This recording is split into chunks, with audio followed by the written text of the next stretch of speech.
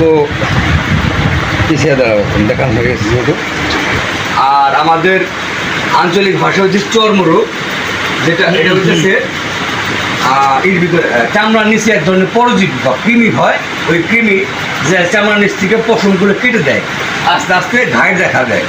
এটার নিরাময় চিকিৎসা বাংলাদেশে আইভারমেকটিন বা এমেকটিন প্লাস নামক একটা ঔষধ, এই তো একমি কোম্পানি তৈরি করেছে আইভারমেকটিন বা আইভারমেকটিন প্লাস। এই ওষুধটা আমরা আজকে ইউজ করব। আশা করি এই রোগটা 15 থেকে 20 দিনের ভিতরে সুস্থ হয়ে যাবে। এই রোগের একমাত্র নিয়ম হইতেছে 15 থেকে 20 দিনের ভিতরে এই গরুটা গোসল করানো যাবে না। গোসল না করলেই এই গরুটা পানি না করলেই, শরীরে পানি না গেলে, বৃষ্টিতে না ভিজে, তাহলে এই রোগটা তাড়াতাড়ি সুস্থ হবে। ভিজে যায় শরীর, তাহলে এই রোগ আর সুস্থ হবে না। ধন্যবাদ। আপনারা টিপসটি পেয়েছেন হয়তো বা। স্কিন ডিজিজ বা চর্মরোগের ক্ষেত্রে জিঙ্ক লাগে, অ্যান্টিহিস্টামিন লাগে, আর হইতেছে আপনার আইভারমেকটিন। ধন্যবাদ। সাথে থাকবেন, সাবস্ক্রাইব করবেন।